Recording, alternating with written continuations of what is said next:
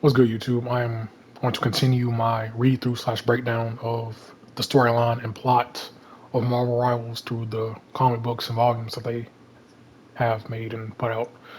So, it's part two, and we are going to go through Volume 1, Season 1, Eternal Night Falls. So, without further ado, I do apologize if you hear a fan in the background. My AC is out, and I do apologize if I mispronounce something or I get tongue tied very easily. So, yeah, if I do like mispronounce something or I stutter, I apologize. So here we go. Eternal Night Falls, Volume 1, Season 1. Let's go. Eternal Night Falls. Bad news, loyal readers. We're bringing you yet another morningless morning edition of New York's finest newspaper, the Daily Bugle. Why? Because our beloved borough has been trapped in a state of never ending night for who knows how long. That's why, as publisher of this perilous periodical, it's up to me, J. Jonah Jameson, the GOAT, the hater, the D1 hater Spider-Man, to provide you with all of the info you need to know to navigate the perpetual pitch. So here's the scoop. Our intrepid reporters still don't have a solid source willing to admit what caused Manhattan to become an empire of eternal night. But anonymous scientists have independently confirmed that a massive wave of chronal energy washed over our planet shortly before things went dark. Coincidence? I think not. Like something out of a bad horror movie, our city streets are now being stalked by vampires. You heard me right. These bloodsuckers have been draining veins faster than my libel lawyers drain my bank account. It's so crazy how they literally had a whole season dedicated and no blade. Anyways, continuing. Our former friends and neighbors are quickly turning into our worst enemies. Rumor has it that Dracula himself has taken up residence in Central Park. Sounds a bit far-fetched to me, but if that caped creeper really is organizing an army, we all be better off relocating to New Jersey. And those get blown up. Those know, you know. And those aren't words this lifelong New Yorkers types easily. So, where are all the superheroes? Eyewitnesses have identified members of the Fantastic Four coming and going regularly from their stronghold in the Baxter Building. As always, the Richards family is on the front line of the crisis, and we here at the Bugle applaud them for their selfless service. Tony Stark recently issued a press release claiming that he and Reed Richards are collaborating on a number of innovative solutions to restore New York to its former glory as quickly and efficiently as possible. However, my source on the inside suggests that these two big brains may be at odds when it comes to exactly how they plan to end this endless night. Reed wants to save everyone while Tony is still calculating how many losses are acceptable. My vote goes with Richards.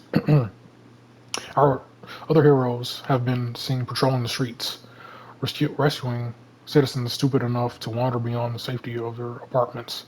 Squirrel Girl, Moon Knight, Cloak and Dagger, you name them. They're probably out there risking their lives to save yours. So for once, I'm willing to put aside my personal distaste for costume crusaders and say thank you on behalf of the people of New York to all of those fighting the good fight. Except for one. You know, we already know who this is. This Hayden D1 here.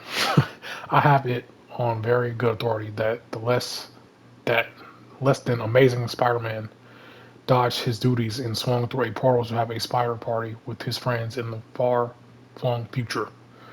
I'll see if my favorite photographer, Peter Parker, can get me a solid snapshot of that webbed weirdo abandoning his adoring public. That's it for now, fearless readers. We'll have plenty more news for you tomorrow, if tomorrow comes, ever comes. J. Jonah Jameson, publisher. So obviously, this is the beginning.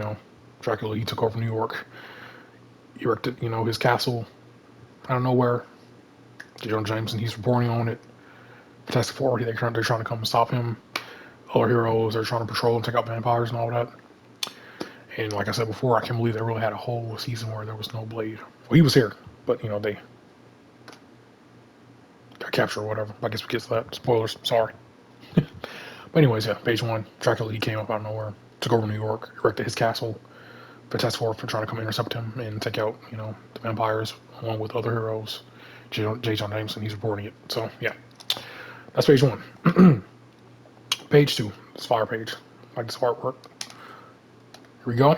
At your service. Welcome to the Baxter Building. I am a humanoid experimental robot, B-type, integrated electronics, but you may call me Herbie. I understood that you must have an urgent matter that requires immediate attention if you are willing to brave the streets of New York to seek out the Fantastic Four's assistance. Unfortunately, all our personnel are more mentally occupied dealing with other crises. Dr. Reed Richards, crises, Dr. Reed Richards, designate Mr. Fantastic is in his laboratory working on the prototype of a time stream reintegration device with the help of Tony Stark. Designate Iron Man. If the device functions as planned, it could theoretically undo the damage caused to the multiverse by the time stream entanglement. There is even hope it will break the curse that has locked New York City in a state of perpetual night. However, despite his ability to elongate his physical form, I fear Dr. Richards may finally be stretching himself too thin of late. Uh-oh. Susan Richards, designate Invisible Woman, my goat, is currently on a reconnaissance mission in Central Park, seeking out information on the organizational structure of the vampire army that has invaded the island of Manhattan during this period of prolonged darkness. Her unparalleled stealth abilities have allowed her to gather critical intel on our new foes, putting her directly in the face of grave danger far more frequently than the rest of her family would like. Her brother, Jonathan Storm, designate Human Torch, is on patrol with Spider-Man, identity classified, rescuing civilians who have fallen into peril and recruiting, other heroes who have yet to join our cause.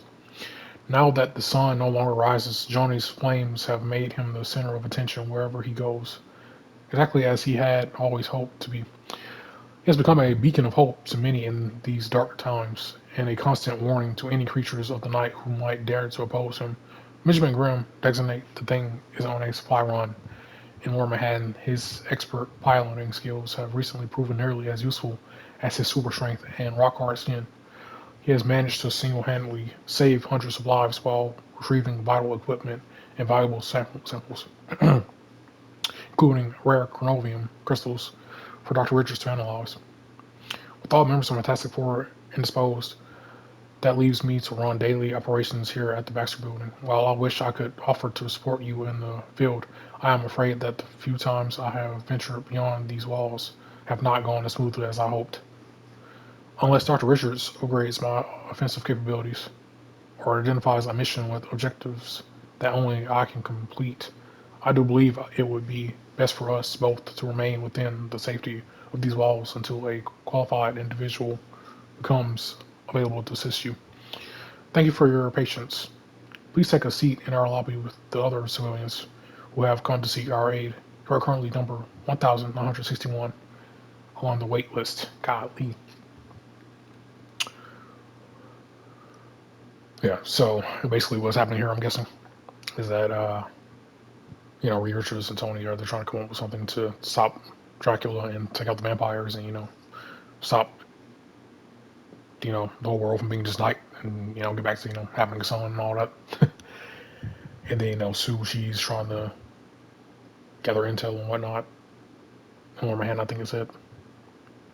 And, she's like putting herself in danger because, vampires everywhere and whatnot. But, she had to do what she had to do. She might go.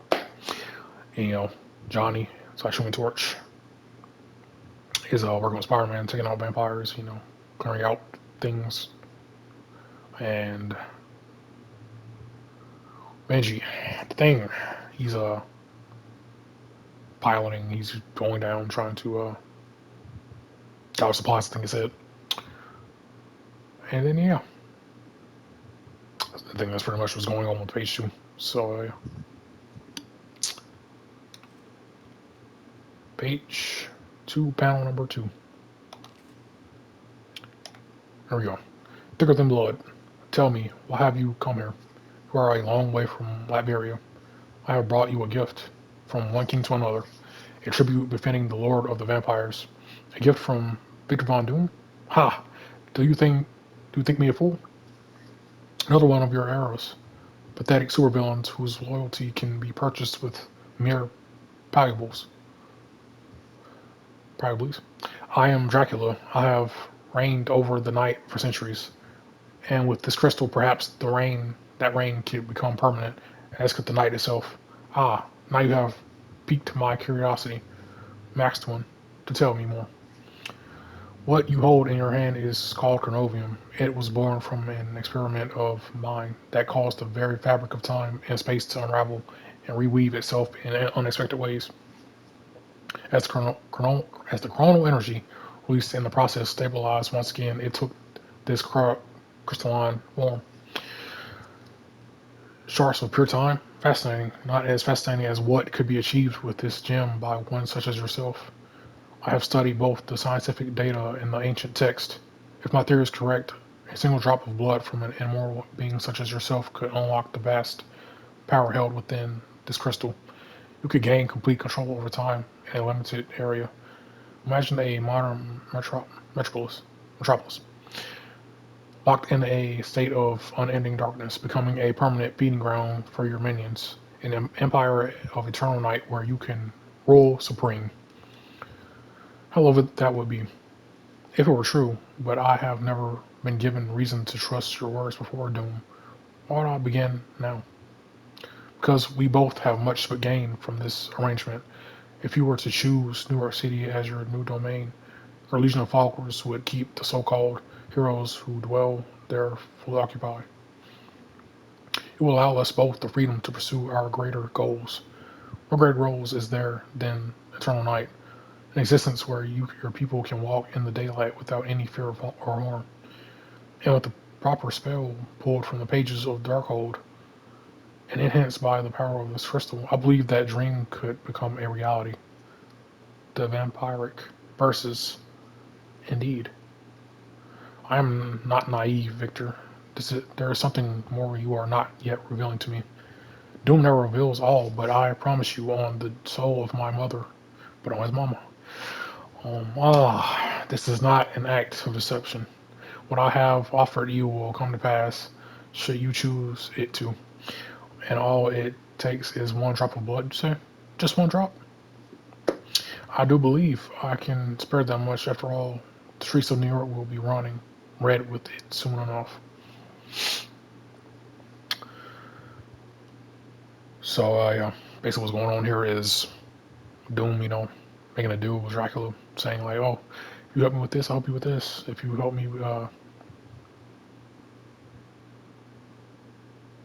unlock this crystal's full potential with your blood, then I'll help you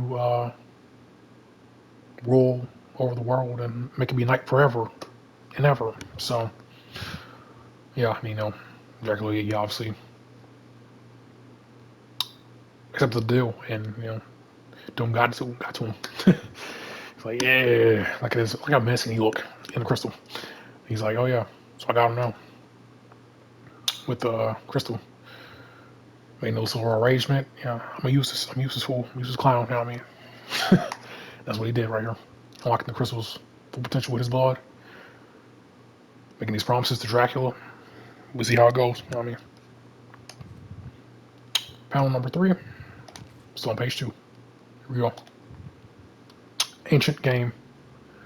Ever since I first started hanging around with my pal Stephen Strange, he's always told me the same thing. Bats, he says, being the sorcerer supreme of this dimension means that I do not have the time or games. But I guess that was just something he made up to get out of playing fetch with yours truly. Because apparently, when there's a high stakes game to be played for the fate of all reality, the Doctor is all in. See, a while back we got paid a visit by another so-called Doctor of what I'm not really sure. This one called himself Doom. He wanted to get his hands on one of the spell books in Strange's library. But this tomb, a book of black magic called the Darkhold, was strictly off limits. Doom wasn't thrilled about that fact, and Stephen had a feeling that his fellow Doctor was bound to come knocking again, Strange decided that the safest option would be to open a rift between realities and stash the dark hole where no one would find it ever again. And this is where things get a little kooky, even for a ghost dog like me. Time itself got turned upside down, and Strange ended up lost in the astral plane for a hot minute. While he was there, he searched for the dark hole to make sure it was still safe. But surprise, it had somehow fallen into the bony hands of an Egyptian moon god by the name of Khonshu. This bird-skulled freak had been protecting travelers in the night for centuries. He thought the best way to keep doing that would be to use the dark hole to eliminate the vampires that had overrun NYC. Not a bad plan, honestly, except for the fact that it would hurt thousands of regular folks who had been unwillingly turned into the dark side. My bad. Khonshu took Strange captive and tried to make the doc cast that nasty spell for himself.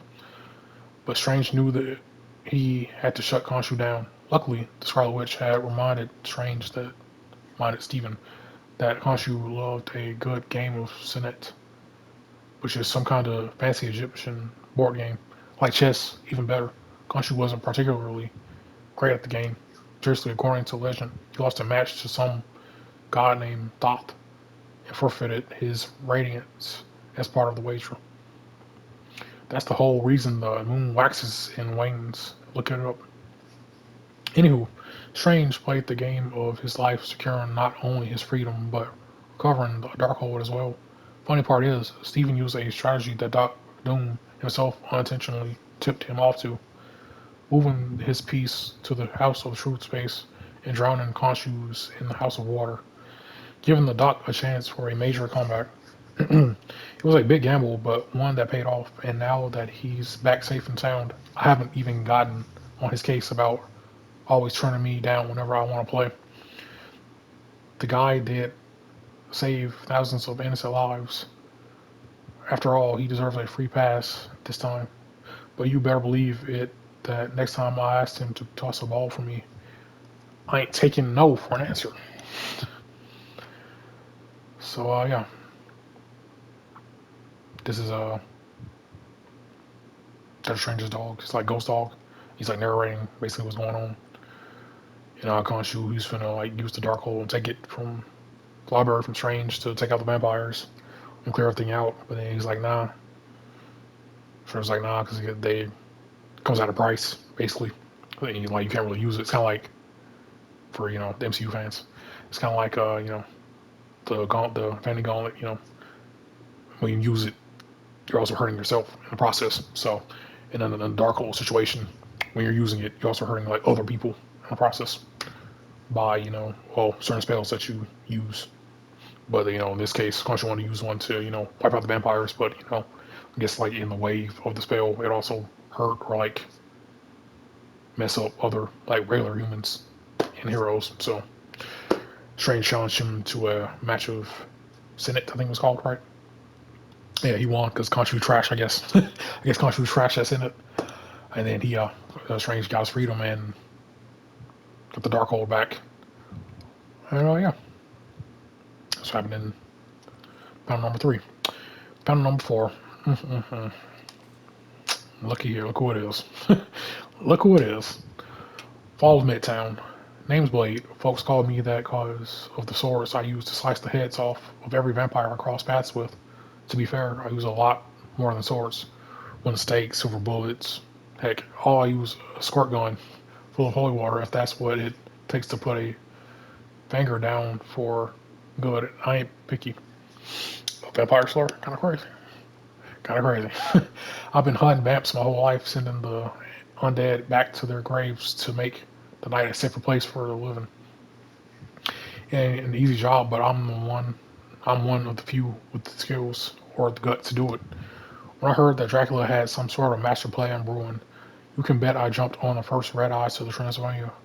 Turns out Drac wasn't home. He decided to make New York City his new stomping grounds, and he had a trick up his sleeve that even I didn't see coming. Somehow, that freak cast a spell that stopped the sun from rising, trapping Manhattan in a state of non-stop darkness that made NYC the perfect place for his hungry horde to run wild 24/7. Even worse, it took away my biggest advantage. See, I'm half vampire, half human. I've got all of the powers of a regular vamp, plus the bonus of being able to walk and hunt in broad daylight. But when the dawn don't ever come, well, it means my usual way of doing things ain't gonna cut it anymore. Found that out the hard way when I got back to New York. I sliced a trail through an army of fangers straight to Central Park. Dracula already had a fortress there, and I was itching to pay him a visit. My fault. Turns out he knew I was coming and wanted to give me a proper welcome. That pasty creep ambushed me, and even though I fought for my life alongside Spider-Man and the Human Torch, he got the upper hand and hauled me away to the dungeon beneath his castle. Crazy. I'm gonna I'm gonna hop on all that in a second. But anyways, gotta say it was a smart move on his part. When you know who your biggest threat is, you take them out first, right? That's why I was going after Drac, and the fact that he felt the same way about me is kind of an honor, or it would be if I weren't shackled to the wall in this rat-infested cesspit. Well, well, well. I'm gonna talk about this all in a second. How I feel about that. I ain't the only one Dracula needed out of the way either. Apparently, there's some Asgardian squirrel named Ratatoskr whose enchanted horn can end the life of whatever it pierces. No matter how immortal, Drac summoned that magic squirrel to Earth and locked it up in chains too. With his most dangerous foes off the board, Dracula's minions have free reign of the city. Sure, there are other heroes trying to take him down, but the numbers are in Drac's favor. All I can do is wait and hope that someone eventually sets me free. It's going to be a long night. this this infamous panel. This infamous panel. Anyway, so yeah, Dracula, he's narrating. Not Dracula. Whoops, I'm sorry, my bad. Blade is narrating everything. Telling about his backstory about him being half human, half vampire. Well, backstory of Blade, if you don't know, apparently his mom got bit. I think while she was pregnant with him by a vampire or something like that, and that's why he has half vampire, half human. I think that's what happened. Don't quote me on that. But his origin story, I'm pretty sure, so his mom was pregnant with him. She got bit, and that's why he has powers of vampire. And he's also human, and he can walk in daylight without being, burned and hurt or dying. But yeah, Blade, Spider-Man, Human Torch, they tried to fight off the vampires of Dracula, but Dracula got the upper hand somehow. And also, someone around Tosker there got him into a trap, and then stopped him. And yeah, so this panel is right here in this picture. And how I felt about this, I'm gonna hop on what happens. So Dracula, he shackles Blade up and Ratatoskr up, and there's a whole vampire themed season. And one, I'm gonna just have things, but number one, still can't believe they had a whole vampire theme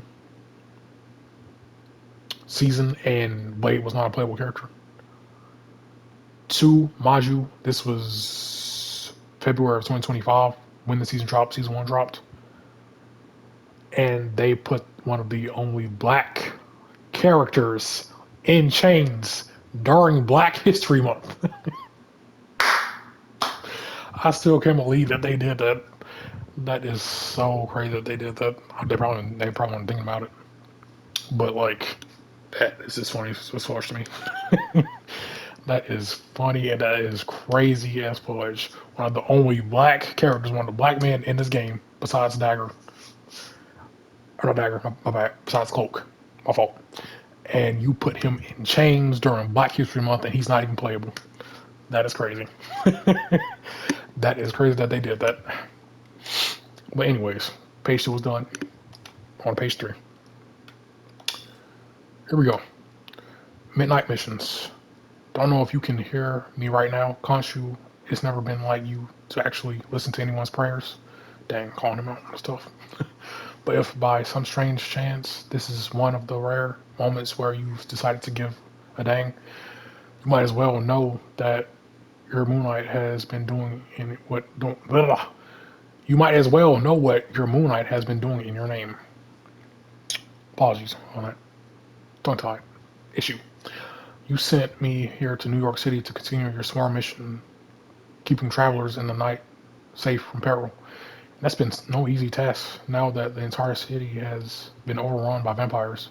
But luckily, I'm not the only one who's been looking to bust up Dracula's blood-sucking brood.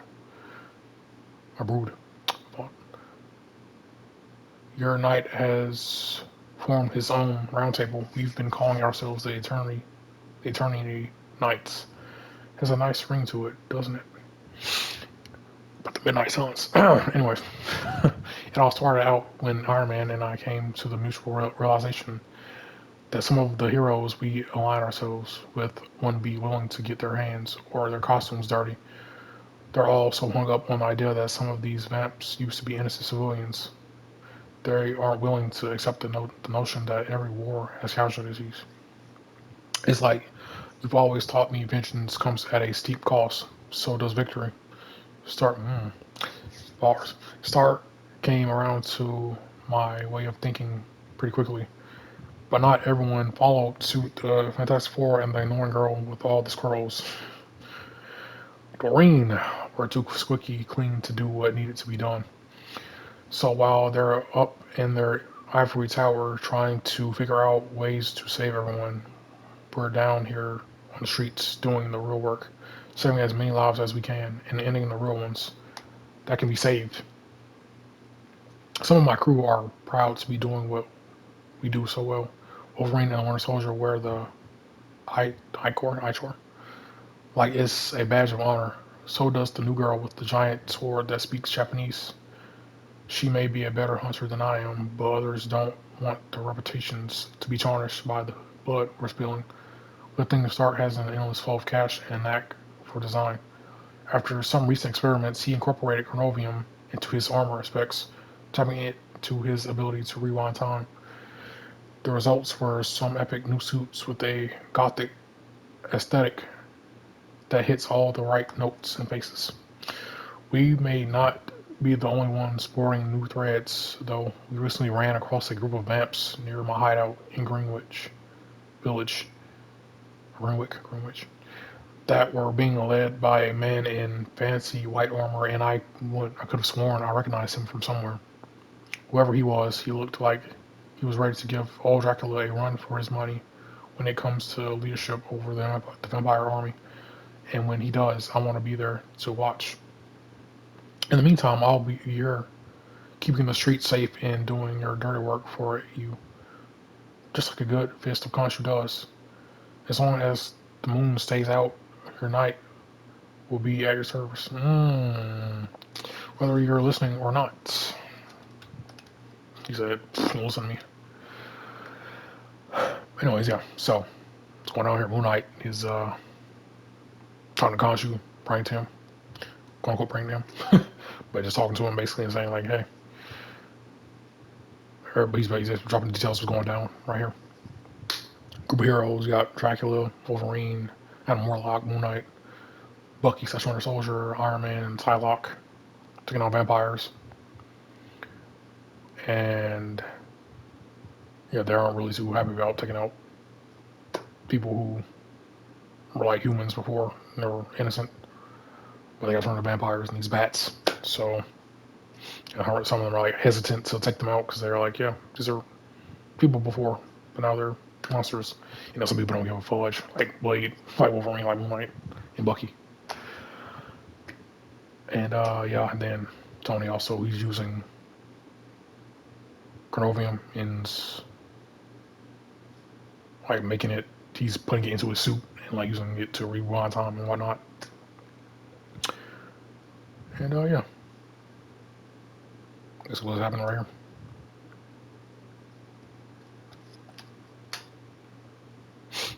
Basically, like if anybody, well, I don't have to explain it anymore, but like basically somebody who watches Attack on Titan. Oh, wait, I'm gonna spoil it. Never mind. Let me just continue. No, not spoil it for anybody who hasn't watched all the way through yet. Let's just continue. Page number 4. Turning the pages. Baxter Building, Reed Richards Laboratory.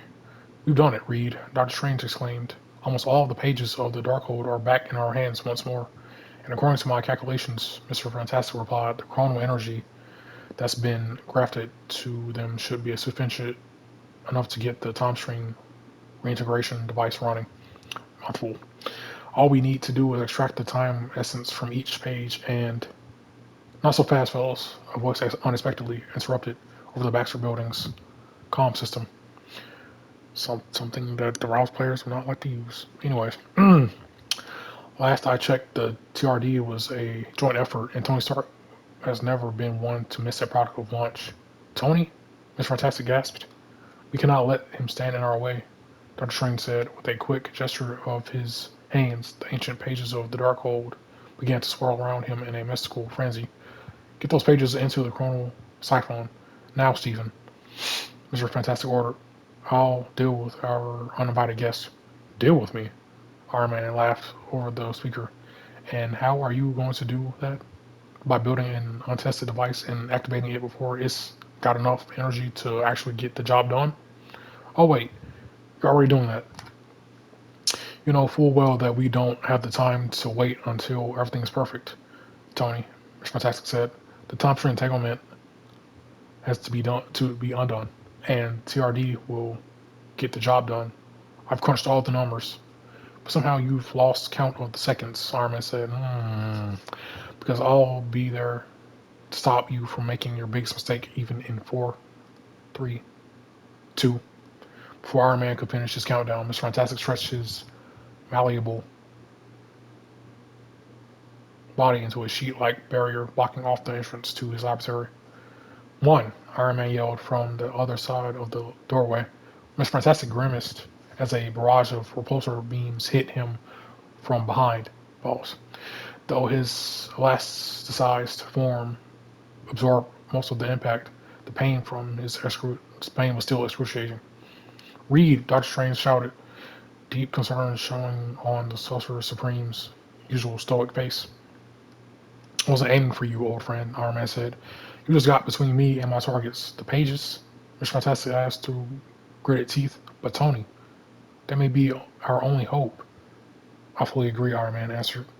But only if we have all of them, and Moon Knight tells me we're missing two of the most powerful spells in the book, the Montesi formula and the vampiric verses, Doctor Strange said knowingly. Bingo, Iron Man replied. Without those in the mix, the chance of the TRD failing increases beyond a margin of error I'm willing to accept. So tell me, Reed, are you still going to bet the fate of our universe and countless others on a device that isn't ready? Mr. Fantastic paused, then uttered a phrase that he couldn't recall leaving his lips in ages. I don't know. I don't know. If everything that's happened here is Reed and Strange, or they were like about to use the time string device thing. And the Iron Man came in and was like, hey, well, stop. What are we doing? Hold on. And then he's trying to come stopping him. And then they're like, what are you doing? Like, why? Why? And then someone was like, yo, we don't got all the pieces. We don't got all the verses. We don't got all this. We need this. We need that. We need that. We ain't done. The device is not ready. So you roll. And then he blasted Reed, I guess, by accident. And then, yeah, obviously it was an accident, but he's like, I'm sorry. Didn't mean to do that. But she was in the way, trying to take out the pages and all that. Because it's not ready. Gonna mess up everything if you use it right now because it is not complete. We got to get the other stuff for it to possibly be complete, for it to possibly work. So relax, slow down. So yeah, so happened right here. Had a little, I'm gonna call it a scuffle, but a little. What's a good word for it? A good one. It's not a squabble. It's not a fight. It's like a, I guess, disagreements. You know, yeah.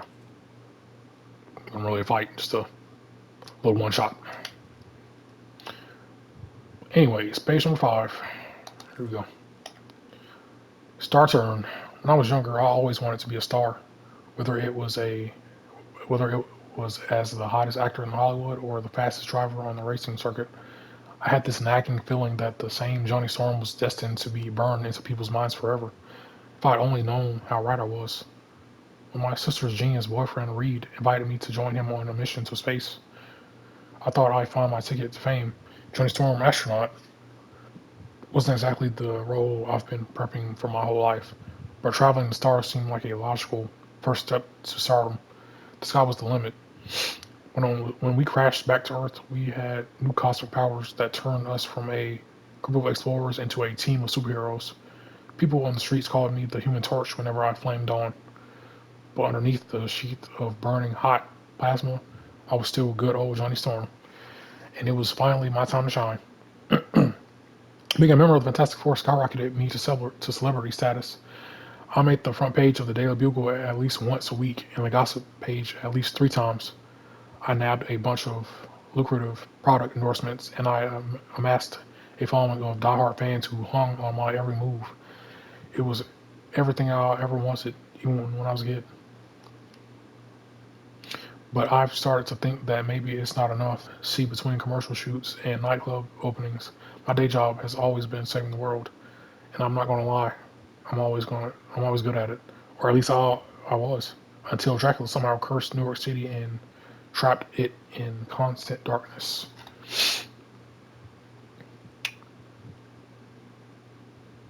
The city's heroes have been fighting vampires and each other as we've tried to find a solution, but nothing seems to be working. And frankly, I'm feeling a bit burnt out. See what I did there. Anyways, but there may still be hope. I'll read tinkers with some sort of timeline fixing doohickey. My big sis Sue is taking the battle straight to its source. She found a way into Dracula's castle, and she's planning to lead a squad to finish the fight. But she's gonna need a major distraction to pull it off. Good thing her baby brother has never been one to pass up on some extra attention. If I push my powers to their limits, I can go supernova, and by Sue and her crew, they're on bars. The time they need, and since I essentially became a mini son for a hot second, I'll wipe out a ton of vampires in the process. Boy, do those jerks hate the sun. Yeah, I know the risk. At best, I'm going to lose consciousness. At worst, well, let's just hope the bulge. Pause. The Bugle Riders. Me, a good obituary. And it better be on the front page above the fold. Because if Johnny Storm goes down, it's going to be as the star he was always meant to be. So selfless. So heroic. That's what Johnny Storm. Anyways, yeah, Johnny's is basically like giving us like his backstory of how he wanted to be a star and be a celebrity and have his mass following. And he's done, products, endorsements, and all this. And then, him coming back, him going to the space mission with Reed, coming back with the powers from the little asteroid from Fantastic Four. They got and where the powers from, and yeah, basically giving us how he feels and what's going on with this situation where he's at in Manhattan or Central Park, I should say. And he's saying that how like Sue was about to like gather a group to take out everybody once for all, put in Dracula and his reign and all that. And yeah, and if this looks familiar, this is also like the final screen in the Central Park map. I think if you win or you lose, you see this animation of like Johnny like him like he's like his fire like exploding and taking out the vampires. I think this is it. But yeah, that's where they got that from, I guess. The little animation at the end of the match. And page 6, final page. Here we go. Plans within plans. A passage from the Book of Doom, 2099. Doom rarely finds a reason to admit fault, but I must say, I seem to have underestimated myself, kindly. When that bothersome past version of me, the one from decades ago whose foolish meddling fractured the time stream, I gave a powerful shroud of Carnovium to the Lord of Vampires as a part of a ploy to shroud New York City in darkness. I assumed he was merely playing games that were far beneath my notice. I should have realized that any Doom, even one lesser than I, always has a scheme in play that will unfold into something far grander with time. Despite his initial reservations, Dracula convinced himself that the Doom of his era was an ally to his cause, having provided him with the means to locate a missing page of the Darkhold containing the vampiric verses. With that incantation, Dracula believed that he would be able to raise an infinite army of the undead that would spread across the world and feast until the end of days. Though Dracula knew in his black heart that Doom could not be trusted, he looked past his trepidations to achieve his own goals. It was an error in judgment that would prove fatal. Doom had deceived Dracula from the very start. Who would have thought? Who would have seen that coming? My past self did indeed with Dracula to locate the vampiric verses, but not so that the vampire king could create more children of the night. Instead, Doom wished to tap into the very essence of the immortality bestowed upon vampire kind. Through his arcane right, by funneling that time-defying magic into the Chronovium, Doom believed that he could create an even stronger form of the crystal, pure blood Chronovium. After all, if a single drop of Dracula's blood infused into the shard could give the vampire an empire, Doom suspected that an endless supply of that same immortal energy would help him reshape the time stream as he saw fit, knowing full well that such machinations would be instantly opposed by the Sorcerer Supreme and his heroic allies. Doom could not risk his true plot being discovered, so he manipulated events from the shadows, letting Dracula and his minions dirty their hands as they unwittingly held Doom's greatest foes at bay. And once the vampiric verses were located, Doom changed his allegiance and secretly assisted the heroes in their efforts to defeat Dracula, all in order to claim his ultimate prize and work his ancient magic on the Chronovium. Surprisingly, Doom's plan turned out to be a resounding success, with every move unfolding just as he had orchestrated it. Outwitting everyone, Doom stood triumphant with the pureblood Chronovium in his iron grip. Even I was impressed. But he is not the only Doom with grand plans in motion, and while he may have ended this round with a win, I will soon prove to him that he is but a mere glimmer of the man he is destined to become. Now, if you will excuse me, Doom has a gala to attend. Cliffhanger and a nod to the next season, and next volume, next issue. So yeah, right here, obviously Doom betrayed Dracula. Who saw that coming? Ooh, and this was early foreshadowing since page 2, panel 2. See this coming from a mile away, obviously. Dracula had too much dip on the ship, and yeah, Doom betrayed him. Doom acted like he was part of the heroes now, and then he took out Dracula and his vampires, stole the pure blood Chronovium crystal, and yeah, just got the vampires, took out Dracula, and yeah. And it's also narrated by Doctor Doom in 2099, Distant Future and Universe. What's 2099? Is it from the future or is it the universe? Those are both. Because I never understood that. I see 2099, I'm like, is it from the future or is it a different timeline? Or is it a different universe? Like, what's going on with that? Anyways, yep. That is Eternal Night Falls, Volume 1, Season 1. And yeah. It's part 2. I think I'm done chatting for the most part, yeah. If I'm done chatting, and yeah. Going to continue this with Volume 2, Season 2, Hellfire Gala in the next video. Or the next video talking about this, particularly, specifically. But yeah, this is Eternal Night Falls, Volume 1, Season 1. I'm done chatting, and I am out.